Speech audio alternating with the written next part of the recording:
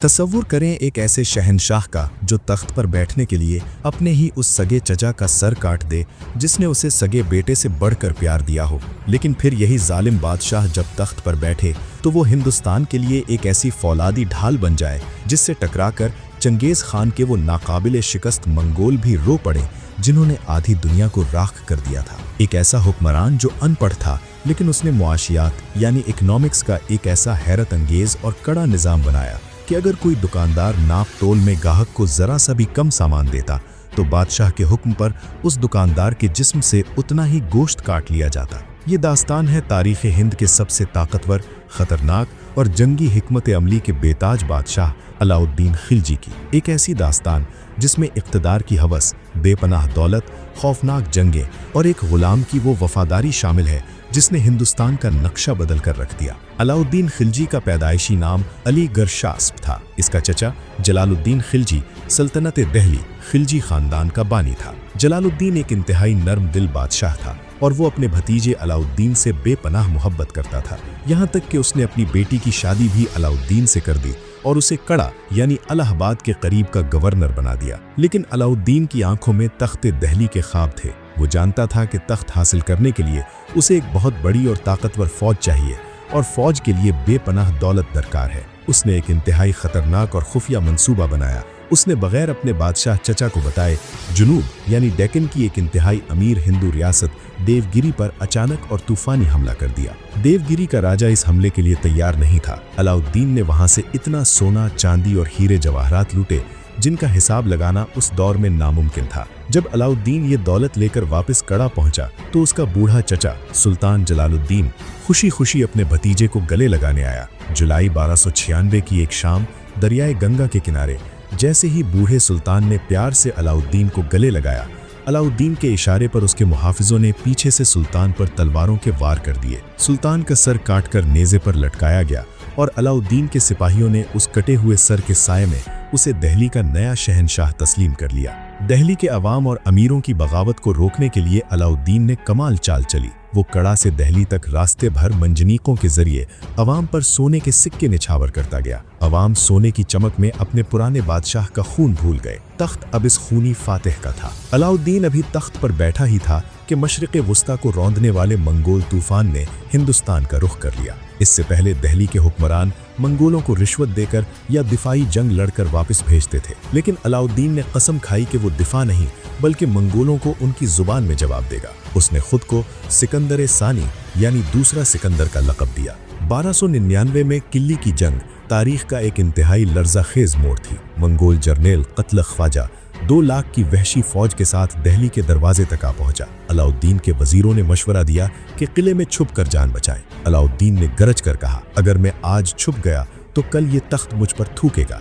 उसने अपनी फौज मैदान में उतारी। इस जंग में अलाउद्दीन का सबसे बहादुर और वफादार जर्नेल जफर खान मंगोलों पर एक बिखरे हुए शेर की तरह टूट पड़ा। जफर खान ने मंगोलों की सफ़ें चीर दी और उन्हें कई मील पीछे धकेल दिया। अगरचे इस हमले में जफर खान खुद शहीद हो गया, लेकिन मंगोलों पर उसका ऐसा खौफ बैठा कि वो रात के अंधेरे में हिंदुस्तान छोड़कर भाग गए। अलाउद्दीन ने अपने दौर में मंगोलों के 6 बड़े हमलों को इतनी बुरी तरह कुचला कि मंगोलों ने हमेशा के लिए दिल्ली की तरफ देखना छोड़ दिया। शुमाल को महफूज करने के बाद अलाउद्दीन की नजरें राजपूताना यानी राजस्थान के नाकाबिले तस्खीर किलों पर पड़ी। उसने पहले रणथंबोर फतह किया और फिर 1303 में चित्तौड़गढ़ के किले का मुहासरा किया। चित्तौड़ का किला दिल्ली से गुजरात जाने वाले तिजारती रास्ते पर था और अलाउद्दीन के लिए गुजरात की बंदरगाहों तक पहुंचना जरूरी था। चित्तौड़ का मुहासरा 8 महीने तक जारी रहा। जब राजपूतों को लगा कि अब शिकस्त यकीनी है तो राजपूत मर्दों ने जाफरानी कपड़े पहने और आखिरी खूनी जंग यानी साका के लिए किले के दरवाजे खोल दिए,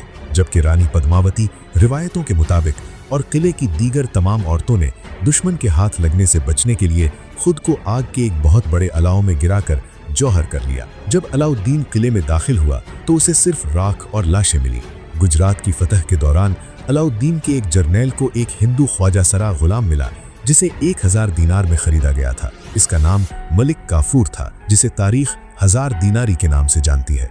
मलिक काफूर अलाउद्दीन का सबसे करीबी, ताकतवर और बेरहम जर्नेल बन गया। अलाउद्दीन ने वो ख्वाब देखा जो इससे पहले किसी मुसलमान बादशाह ने नहीं देखा था। जनूबी हिंदुस्तान यानी डेक्कन की मुकम्मल फतह। उसने मलिक काफूर को एक विशाल फौज देकर जनूब की तरफ भेजा।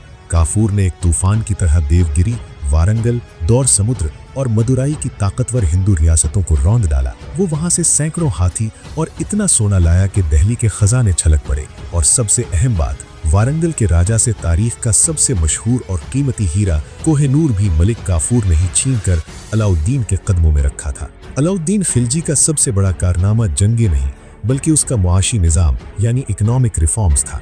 उसे मंगोलों से लड़ने और इतनी बड़ी सल्तनत को संभालने के लिए तकरीबन 4,75,000 सिपाहियों की एक देव हैकल खड़ी फौज चाहिए थी, लेकिन इतना खजाना नहीं था कि उन्हें भारी तनख्वाहें दी जा सके। अलाउद्दीन ने एक कमाल का हल निकाला। उसने फौजियों की तनख्वाह कम कर दी और उसके बदले पूरे हिंदुस्तान में सामान खुर्दोनोश यानी गंदम, कपड़ा, घोड़े, चीनी की कीमतें इंतहाई सस्ती और फिक्स कर दी। उसने अलग अलग मंडियां बनाई जिन्हें आज की जुबान में सब्सिडी वाले बाजार कहा जा सकता है। उसका निज़ाम इंसाफ और जासूसी का जाल बरीद इतना सख्त था कि अगर कोई दुकानदार कम तौलता तो बादशाह के हुक्म से उस दुकानदार के जिस्म से उतना ही गोश्त काट लिया जाता। डर के मारे कोई दुकानदार मिलावट या ज़ख़ीरा अंदोज़ी नहीं कर सकता था। उसने दिल्ली में शराब और नशा आवर चीज़ों पर मुकम्मल पाबंदी लगा दी और अमीरों के आपस में मिलने और शादियां करने पर भी नज़र रखी ताकि कोई उसके खिलाफ साजिश न कर सके। ये तारीख का एक ऐसा कामयाब मुआशी कंट्रोल था जिसे आज के माहिरीन मुआशियात भी हैरत से पढ़ते हैं। लेकिन तकदीर का उसूल है कि जो ताकत से उभरता है उसका अंजाम भयानक होता है। अलाउद्दीन खिलजी की जिंदगी के आखिरी साल इंतहाई तकलीफदेह और तन्हाई के थे। उसे इस्तिस्का यानी ड्रॉप्सी और दीगर जानलेवा बीमारियों ने घेर लिया। वो अपने ही खानदान के लोगों पर शक करने लगा, पैरानोया, और उसका दिमागी तवाज़ुन बिगड़ने लगा। इस कमजोरी का फायदा उसके सबसे चहीते गुलाम मलिक काफूर ने उठाया। काफूर ने बादशाह के कान भरकर अलाउद्दीन के सगे बेटों और मलिका को कैद करवा दिया और अंधा करवा दिया। पूरी सल्तनत पर मलिक काफूर का साया छा गया। जनवरी 1316 में अलाउद्दीन खिलजी अपने ही बिस्तर पर इंतहाई तकलीफदेह हालत में दम तोड़ गए। इस दौर के कई मुस्तनद मौर्रिखीन जैसे ज़ियाउद्दीन बर्नी का मानना है कि उसे किसी बीमारी ने नहीं बल्कि इक़्तिदार के भूखे मलिक काफूर ने जहर देकर मारा था। उसने अपने चचा को कत्ल करके तख्त पाया था और आखिर में अपने ही गुलाम के हाथों जहर का प्याला पीकर रुखसत हुआ। उसे दिल्ली में कुतुब मीनार के करीब उसी के बनाए हुए मदरसे अलाउद्दीन के मकबरे में दफन किया गया। उसने महज 20 साल यानी 1296 से 1316 तक हुकूमत की, लेकिन उसने मंगोलों को हिंदुस्तान का खून पीने से रोका और सल्तनत दिल्ली को एक फौलादी हिरासत बना दिया।